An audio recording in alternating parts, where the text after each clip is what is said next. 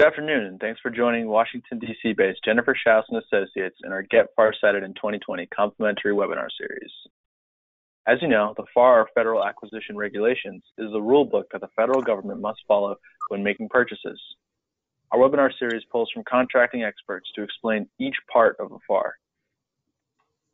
It is complimentary and recorded. We will post all of the recordings on our YouTube channel, where we have over 300 government contracting webinars available for download. A special thanks to our webinar partner in the series, the National Veterans Small Business Coalition Education Foundation. Please visit their website to learn more about the organization. We would also like to thank our friends at Open the FAR for their sponsorship. If your organization is interested in sponsoring the series or one part, please contact hello@jenniferschaus.com. A little bit about us. We work with primarily large businesses to help them navigate the federal marketplace. We work with both products and service companies as well as software firms. Our clients span the globe and include publicly traded organizations in a variety of sectors. We provide market analysis reports, contract administration, contract vehicle assistance, and more. All of our services can also be built into a training course for your team. Learn more about us on our website. Now, we would like to let you know about some ways to reach government and government contractors through us. We offer advertising and sponsorship opportunities through our weekly newsletter and also in our webinar series. For pricing or to place an order, please email hello@jenniferschaus.com. Also, please join us for a signature event on February 10th at the Kennedy Center. U.S. State Department will be available to meet with you. We expect 150 federal contractors and really hope to see you there. Okay, now let's move on to learn a little bit about today's speaker, Ryan Bradle. You can find his contact information on the screen here. And today we are covering FAR Part 4 with Ryan. Thank you for joining us today. Thank you very much. Good afternoon, everyone. It's a pleasure to be here. Happy to discuss this topic. As our speaker said, my name is Ryan Bradle. I'm a partner with the law firm of Ward & Berry. Ward & Berry is a full-service firm focused on providing legal representation to government contractors. So let's just dive right in. We're talking about FAR Part 4.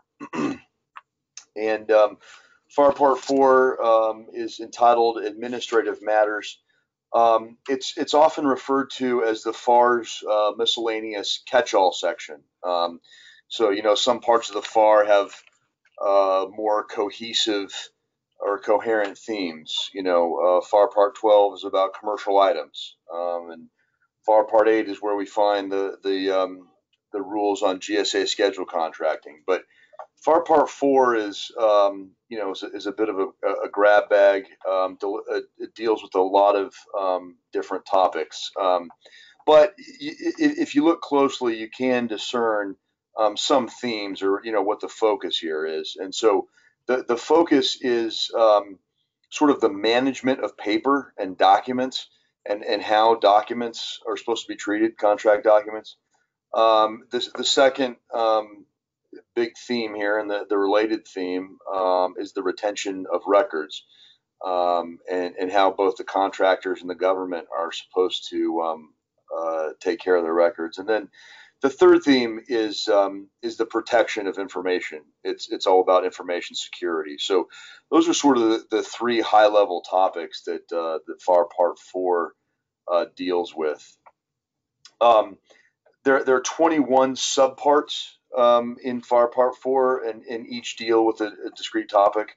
We're going to cover all 21 subparts, but obviously 21's a lot. I'm not going to go too deep into any one of them. You know, really the nature of FAR Part 4 is that it's a mile wide and an inch deep, and there's a lot of these subparts that we're going to be dealing with that, you know, sort of in keeping with that grab bag miscellaneous nature, are they relate back, or they're connected to other parts of the FAR. And so really our purpose here is to give a high-level overview of FAR Part 4 so that you'll be able to spot issues. You know, the idea is not to provide an in-depth education on any one of these provisions, but to alert you to them, to make you aware of them, so that as you're running your businesses and managing contracts, you know, maybe a red flag might be raised and said, "Oh yeah, I remember that. That would, you know, FAR Part 4 had something to say about that. Let me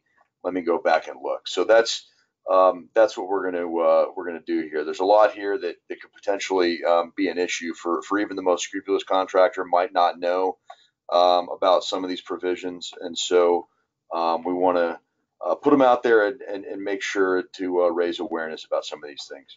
All right, next slide. So the first subpart 4.1, has to deal with contract execution. It's, you know, who can sign for the government, who can sign for the contractor. I think pretty much everybody knows that a contract can only be signed by a warranted contracting officer up to the limit of that contracting officer's warrant. So contracting officers have limits, dollar limits to their warrants. Some are as low as $5,000 or $10,000. That's, you know, that you know, junior contracting officer can only, you know, make micro purchases.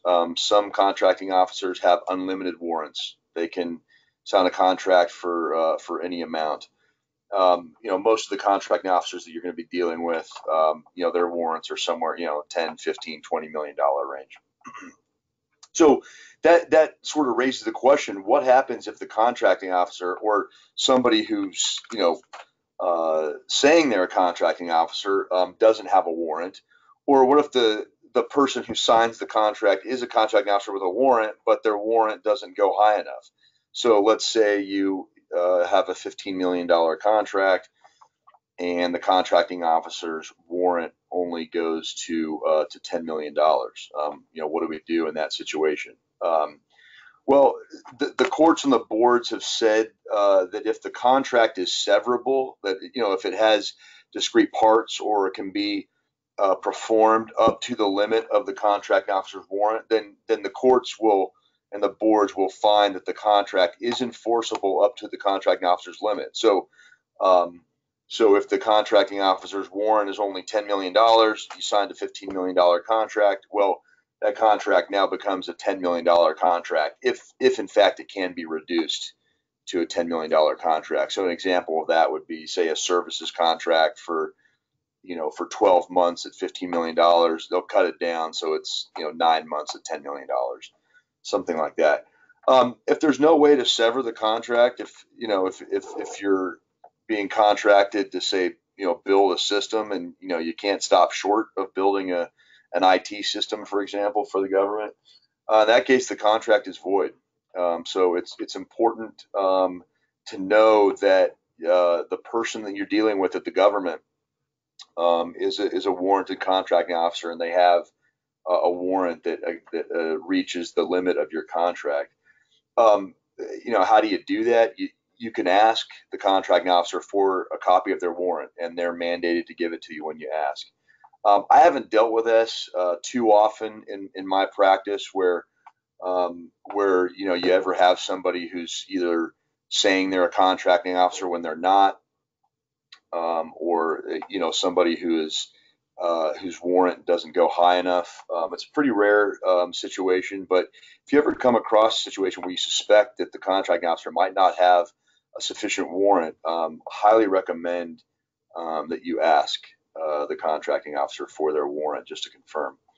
The last bullet there is changes. Now, changes are not specifically addressed here in subpart 4.1, but you know, I would be remiss if we didn't, you know, if we're talking about you know, contracting officers' requirement to execute a contract, I'd be remiss if we didn't talk about changes. And any time that you receive direction on the contract that is you know, outside the scope of what you're normally doing, if there's any sort of change, if a program manager or one of the program people at the agency is asking you to do more or less than what the contract provides for, it's very, very important that you interface with the contracting officer and make sure you execute an amendment to the contract that covers that change. I can't tell you how many times in my practice that I've had a situation where a client, is seeking money for having done additional work, but they didn't properly paper it. They didn't interface with the contracting officer. They just took direction from one of the program people, and in a lot of cases, they're out of luck. All right, next slide. This is pretty straightforward. It's who can sign for the contractor. So we know the contracting officer has to sign for the government. For the contractor, the contract has to be signed in the name of the entity. So if you're a sole proprietorship, you sign in your own name. If it's a partnership, an LLC, a corporation, obviously it has to be signed in the name of the entity. So the sole proprietor can sign for him or herself. A partnership, it can be the general partner. For an LLC or a corporation, any authorized employee of the corporation can sign, but it's important that that employee actually have the necessary authorization to sign the contract.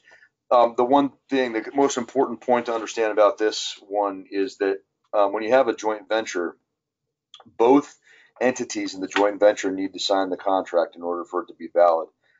This, got to be honest, this requirement doesn't really make a lot of sense to me, because typically, really, a joint venture is a separate entity. I mean, most people form LLCs when they're creating joint ventures, and so the joint venture is an LLC, so it's a separate entity.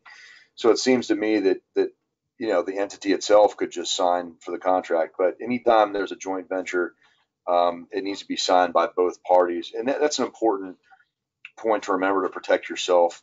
If you're in a joint venture and your company is the only company that signs the contract, well then in that case your company might be the only company that would be on the hook for any failure of performance or any damages that the government might come after. So if you are in a joint venture, make sure both parties to the joint venture sign the contract. Next slide. This is Subpart 4.2, has to do with requirements for contract distribution.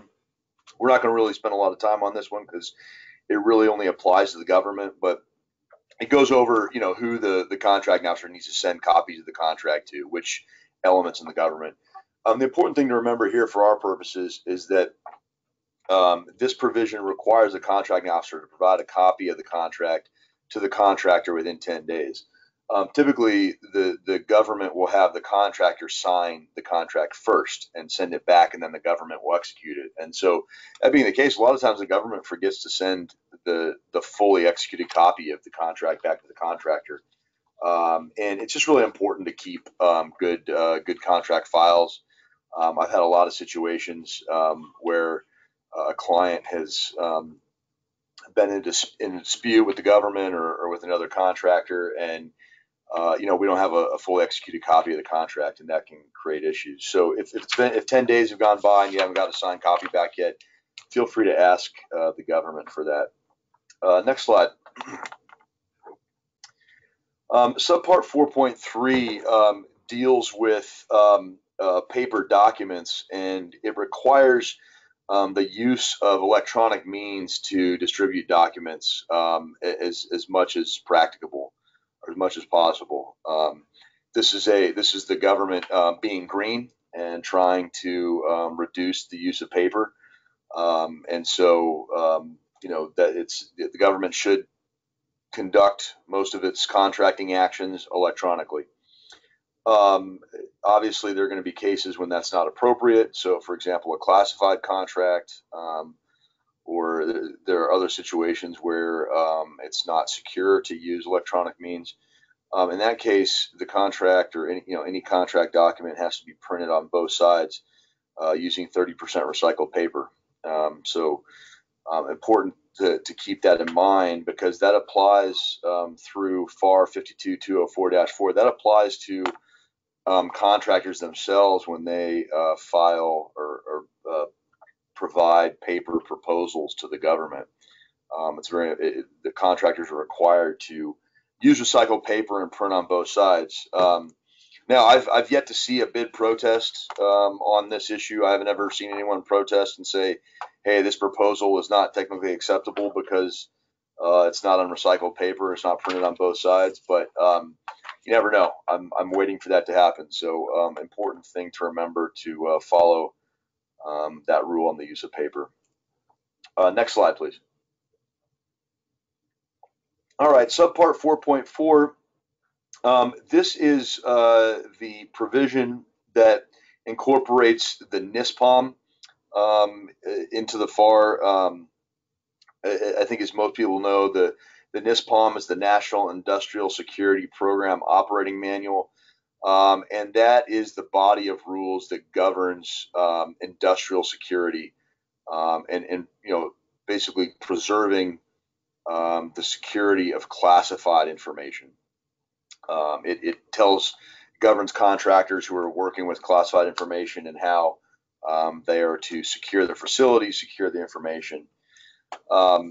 And so this is just where the NISPOM is incorporated into the FAR. It requires contractors performing classified contracts to abide by the NISPOM. So any contractor that is performing classified contracts or has aspirations to perform classified contracts, it's a good idea to understand the NISPOM because it is going to apply to you. We could do a whole another session on the NISPOM, but just wanted to alert you to the fact that just to be aware of the potential security requirements of any contract that you're performing. Next slide. 4.5 is kind of related to 4.3, which we just talked about, which it encourages the use of electronic means of sending documents whenever possible.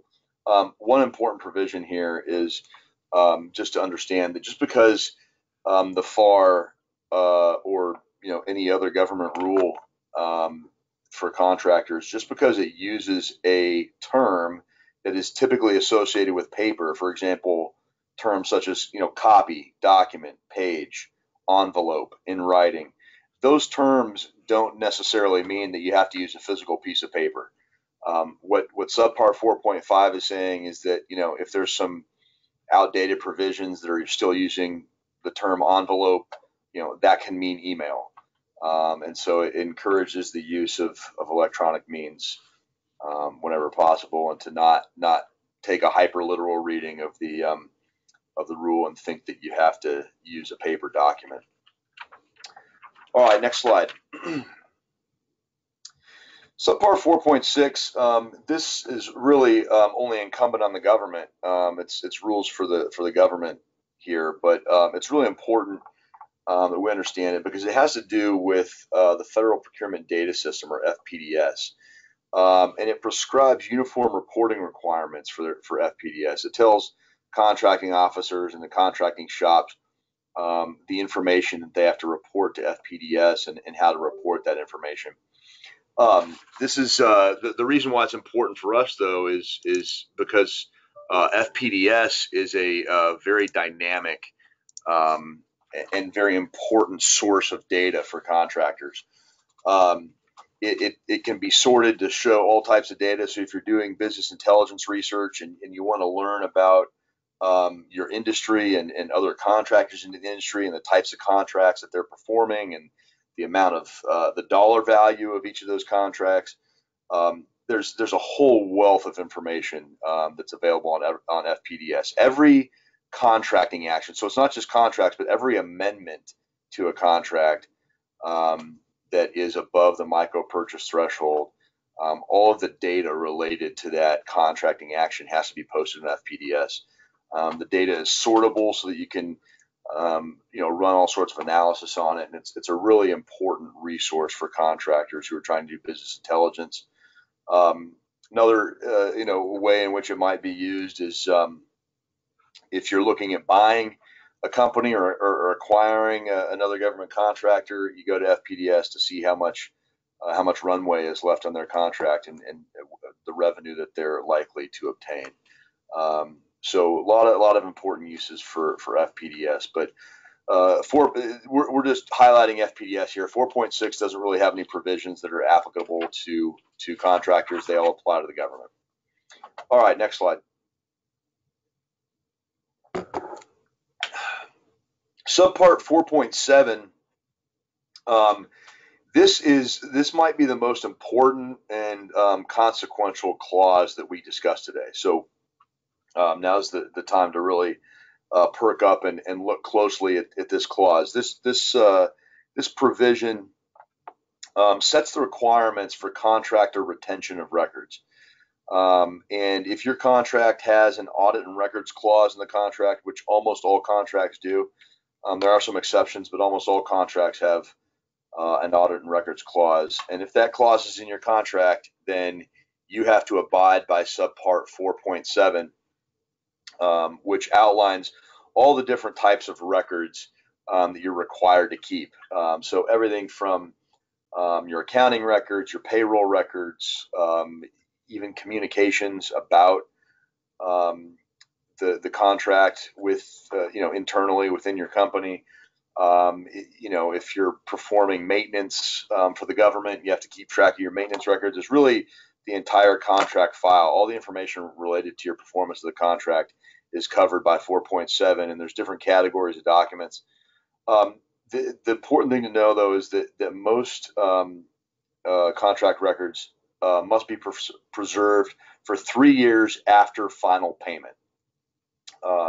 So that's the important point, is after final payment. It's not 3 years after the contract is completed. It's not 3 years after the date of the document. It's 3 years after final payment on that contract. So if you have a 5-year contract, you could be preserving documents, potentially for longer than 8 years, right? If you have a document that was created in the first year of the contract, you have a 5-year contract, you have to keep them for 3 years after final payment, and sometimes it takes several months for the contract to be closed out. So potentially you could be keeping a document for 8+ years. There are several exceptions to the 3-year requirement, and I've listed a couple of them. There's more, but just to kind of highlight, for example, cost accounting records you have to keep for 4 years. So it's important to note that. I mentioned work orders for equipment repairs and maintenance. That has to be kept for 4 years. Payroll only has to be kept for 2 years. But that said, I think it's just a good rule of thumb to not destroy anything shorter than 3 years. Keep everything for at least 3 years following final payment.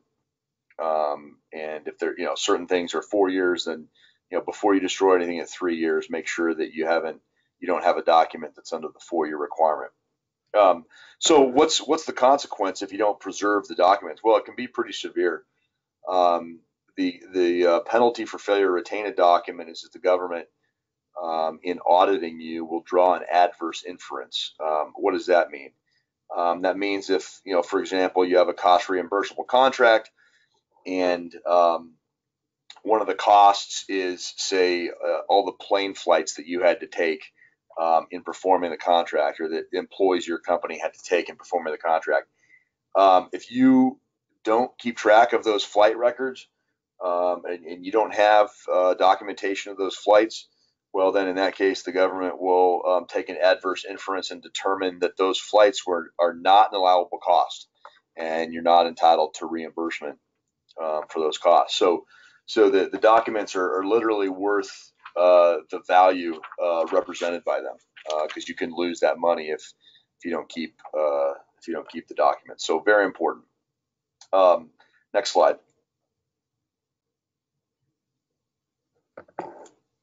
Um, 4.8 is the counterpart to 4.7, which applies to the government. So we're not going to get too deep into what the requirements are for the government, but there's a couple of things to be aware of here that are related to 4.8. The first thing is that all the documents that the government keeps, the government's contract files, are a quote-unquote system of records for purposes of FOIA. FOIA is the Freedom of Information Act, and which allows any citizen to request government documents. There's a bunch of FOIA exemptions. So, for example, proprietary information of another contractor is not subject to FOIA, or it's exempt from FOIA.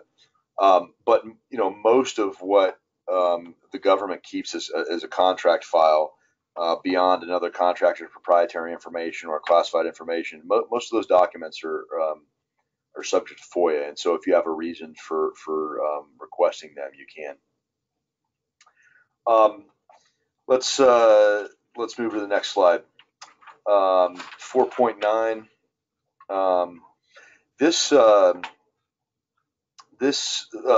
subpart 4.9, it's simple. It's incumbent on the government. It requires the agency to transmit contract information to the IRS, but it's important for contractors to know that that their information is that the information about the revenue that they've taken from a contract and all the financial information about that contract is being transmitted to the IRS.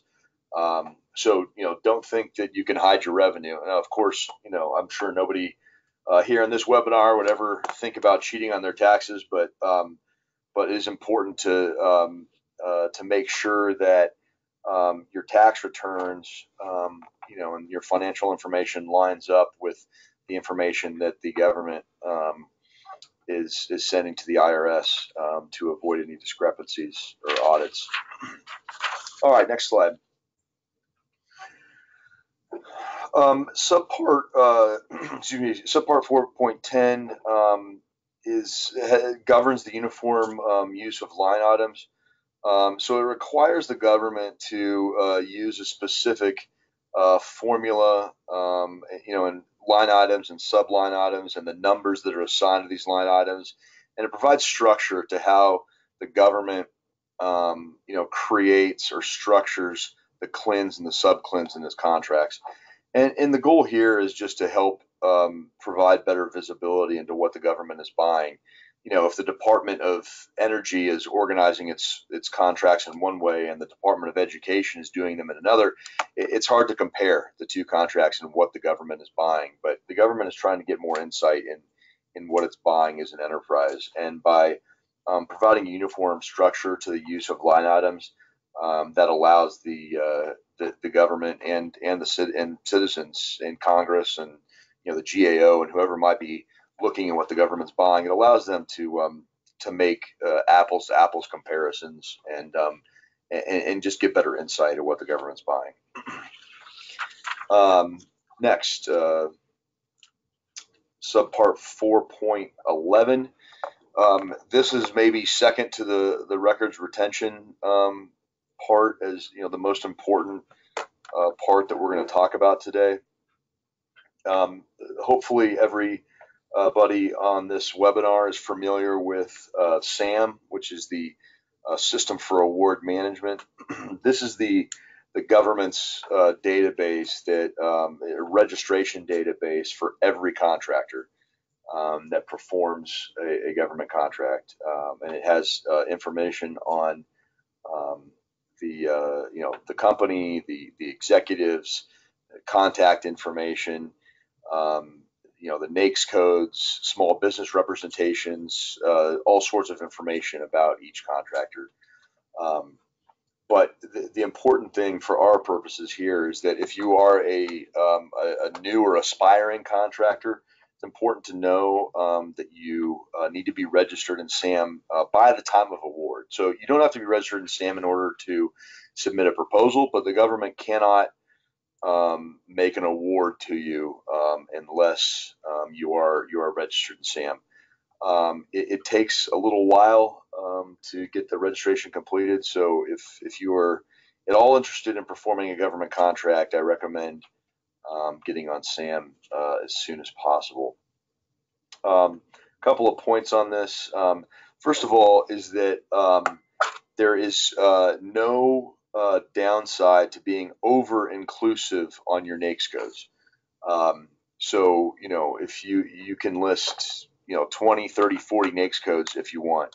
And if you have any thought that you might be performing work in a specific NAICS code, or you have any capability of performing work within a certain NAICS code, I recommend putting that on your SAM profile, because for one, that's, the government will often use databases which are connected to SAM to search for contractors that can perform work within an NAICS code. That's how the government does its market research. But the other reason is that if you do not have a NAICS code for a contract that you perform, if that's not part of your SAM profile, then you are not eligible for that contract. So there's no downside to being over-inclusive, but there's a huge downside to being under-inclusive. So I would list as many NAICS codes as you reasonably could perform. Another point that I want to make is there are exceptions to the SAM registration requirement, and those are for contracts which are performed outside the United States. So foreign companies which are performing contracts are being performed in foreign countries, the contractors do not have to register in SAM. There's an exception for unusual and compelling urgency. So, classic example of this would be, there's a hurricane. FEMA is, has gone down to the disaster area and is trying to provide services to help people, and they need to, order a pallet of water, bottled water from the local grocery store. Well, the local grocery store doesn't need to go out and fill out a SAM profile in order for FEMA to be able to buy a pallet of water from the local grocery store. And then the final exception is for classified contracts. Now, that doesn't mean that the company is totally exempt from registering in SAM just because it's performing a classified contract. If it has other unclassified contracts, it still needs to be registered in SAM. But if you're only performing classified contracts, not need to be registered in SAM. All right, next slide.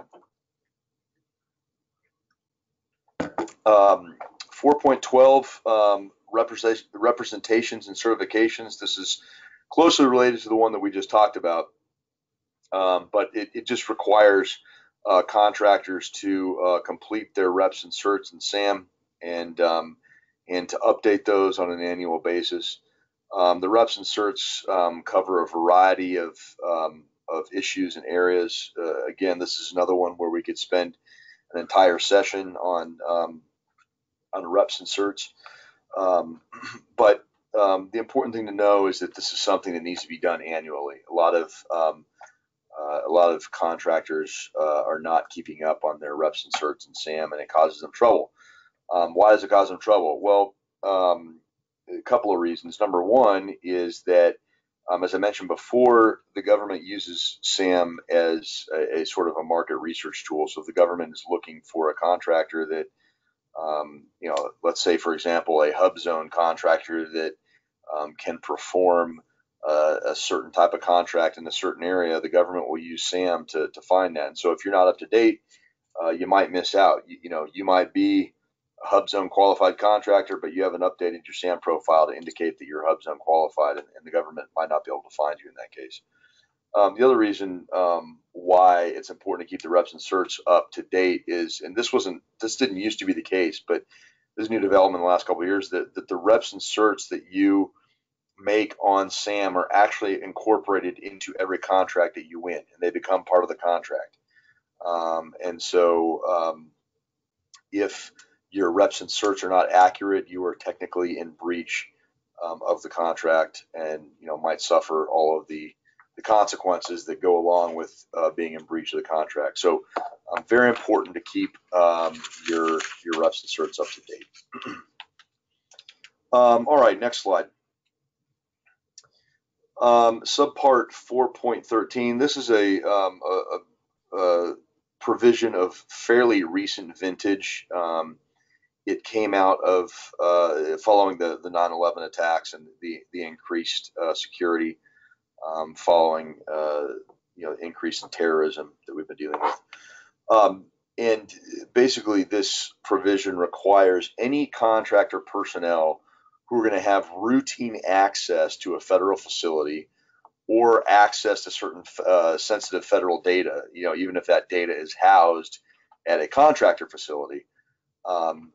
So any personnel with routine access must be fingerprinted and must be run through a federal database before they will be allowed to have access to that facility and to that data. Those contractors that go through the personal identity verification and pass. They get a badge. The government uses these badges to provide the contractor personnel with access to the government facility. This provision makes the return of badges a contract closeout item. So contractor cannot get paid if it has not returned all of its badges.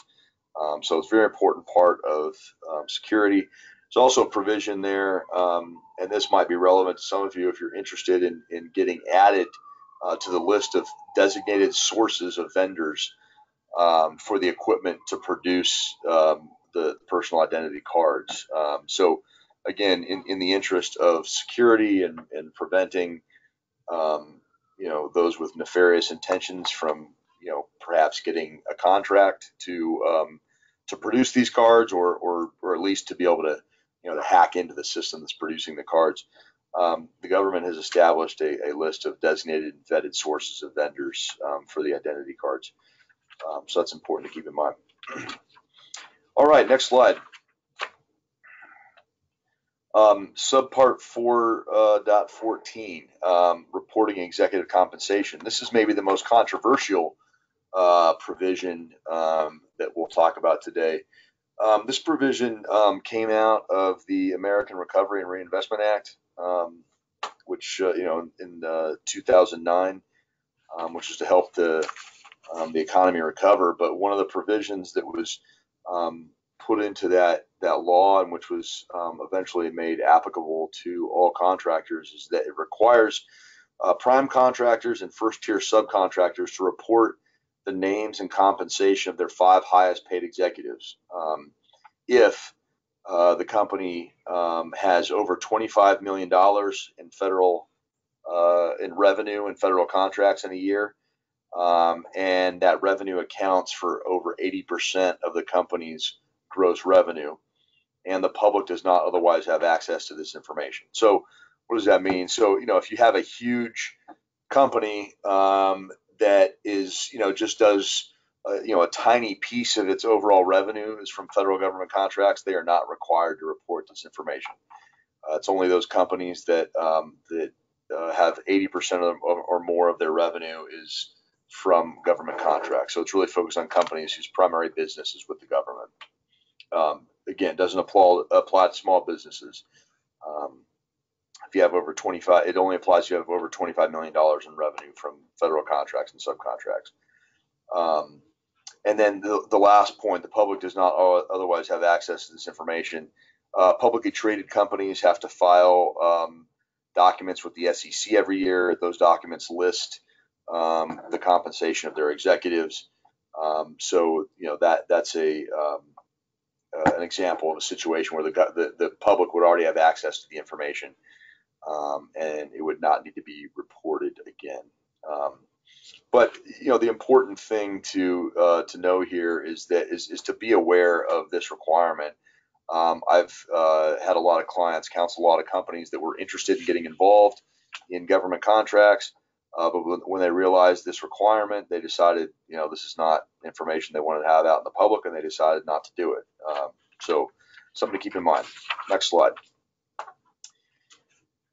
Subpart 4.15 is reserved for some other provision that might come along someday, but just wanted to make sure that you knew I wasn't skipping it, so we're being thorough.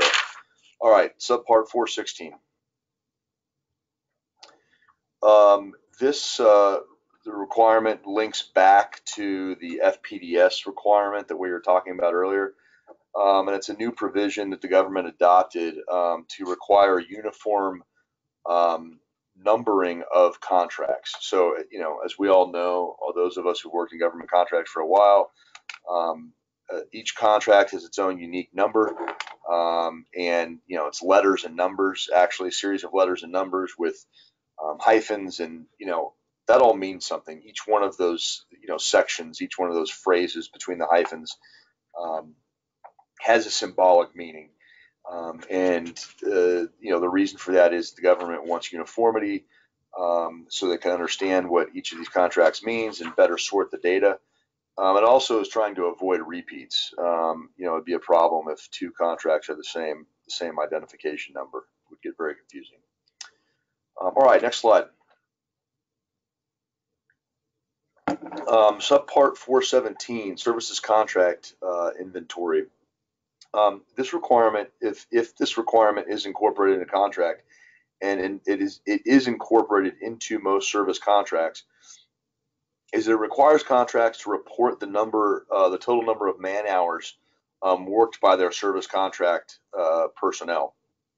And the reason behind this, this was passed or enacted quite a long time ago, several decades ago, back in an era when the government was trying to bring more and more contractor employees and make them government employees.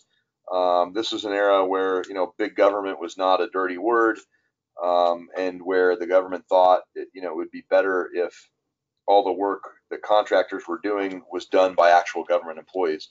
There's been a shift in thinking, obviously, since then, and I mean, it ebbs and flows. It goes back and forth depending on who's in the White House and who's running Congress. But certainly, with the last couple of decades, there's been the idea that contractors are more efficient.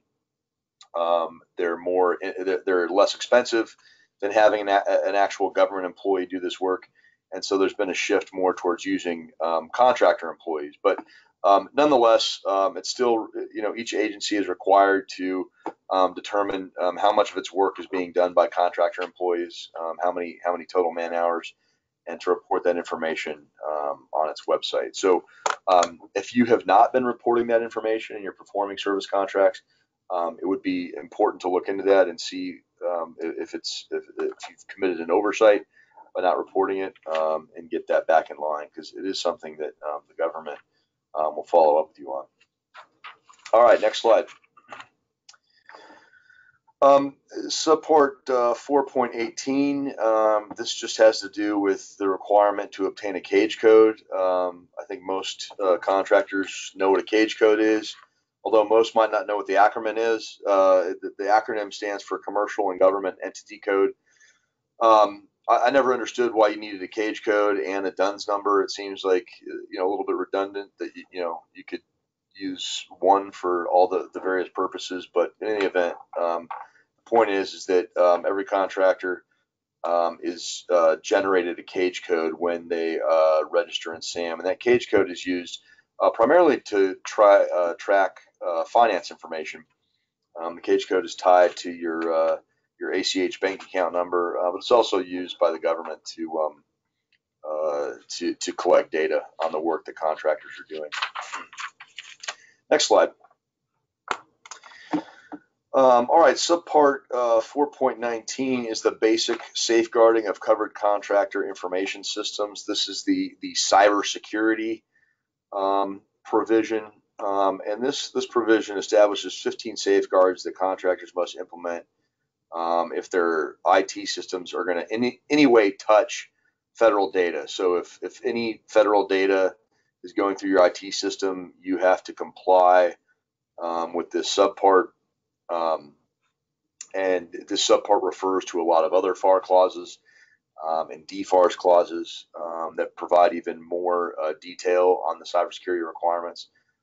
But this is sort of the basic obligation here to make sure that your systems are secure if you are touching federal data. And federal data includes not just data that the federal government generated, but also data that you, the contractor, generated while performing a government contract. Just a quick sample. A lot of this stuff is pretty self-explanatory, and or maybe not self-explanatory, but at least obvious steps that most mature companies take when it comes to their IT systems. But it's important to know that they're. But for example, there's a requirement to limit access to authorized users. Well, that's obvious. Every computer system in the world has a password on it these days. But it also requires authentication of the identities of the users. So, we're all used to, getting a double authentication where to log into something, you have to get a passcode through your phone. And so, pretty standard IT security systems that we're all used to in this day and age, but it's important to know that they're incumbent upon contractors. Next slide. This last slide, we're going to cover two together here, and I probably didn't even really need to include them because they don't apply to contractors, but I thought they were interesting and kind of funny. They are specific prohibitions on contracting with this company called Kaspersky Lab, and this is actually a pretty new provision. It was enacted to the Defense Authorization Act, the NDAA, and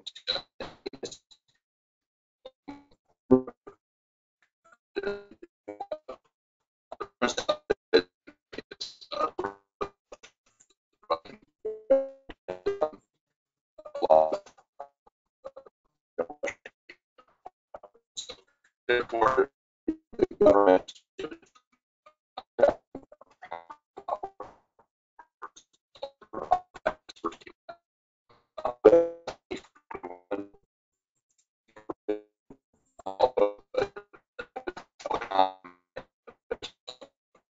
So basically, the government doesn't want to have telecommunications or video surveillance equipment in its buildings if that equipment was manufactured by certain Chinese companies that are closely affiliated with the government of China.